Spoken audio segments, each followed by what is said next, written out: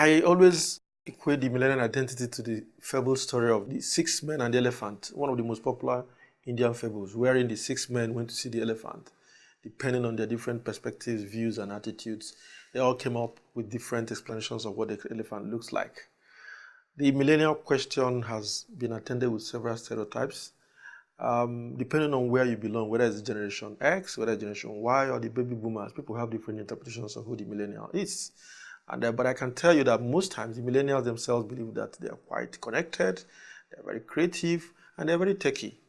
While the previous generations, like the Generation X, simply allude a lot of things to them, including laziness, disrespectful, and never satisfied.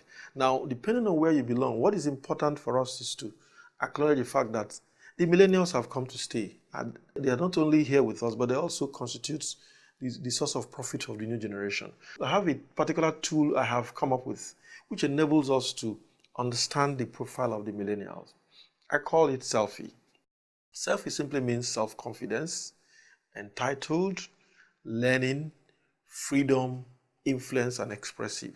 In self-confidence, for instance, is trying to draw your attention to the fact that the millennial, on account of the level of information and skills he has acquired over time and the level of impact he has been able to make in the society, he has become a very, very important resource and a source of knowledge. So it is not appropriate to believe that they are not self-confident. They have access to social media. They've been able to make friends across geographies and across different parts of the world, even people they haven't even met before.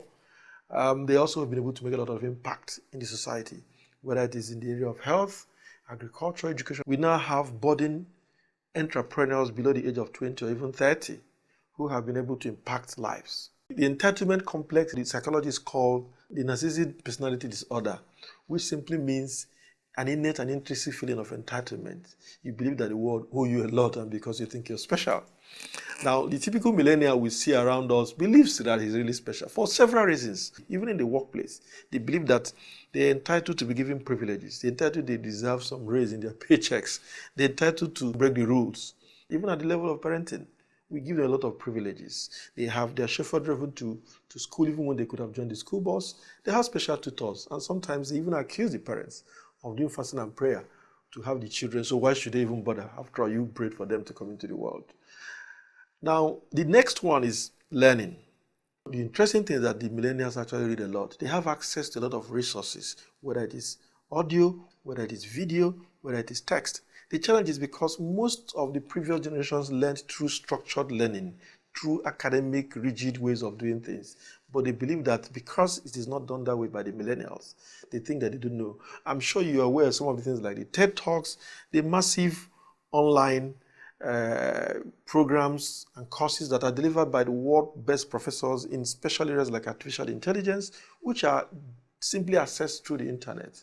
Then let me also take you to the next one, which is freedom. Millennials want to be free. They want to do their things unguarded.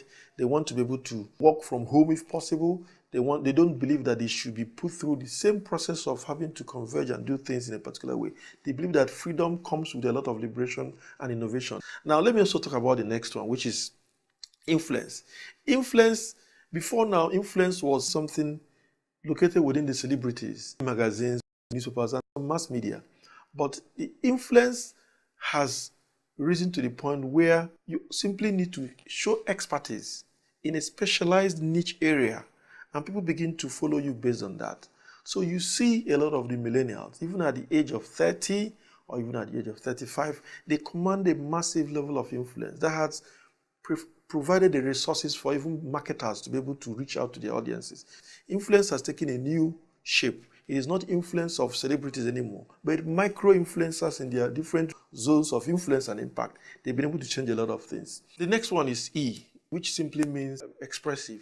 The millennials are very expressive. Like I said, they express themselves in different ways. They express themselves both structured and unstructured ways, formal and informal ways. You're conversant with the emotion and the icons, which gives rise to the emoticons, the emojis, and the smileys. These are all creations of the millennials in trying to express themselves beyond the normative ways we have done that over the years.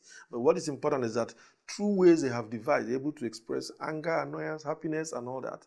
So what is important for us is that they are also having this conversation. These are part of the identity profile of the millennials.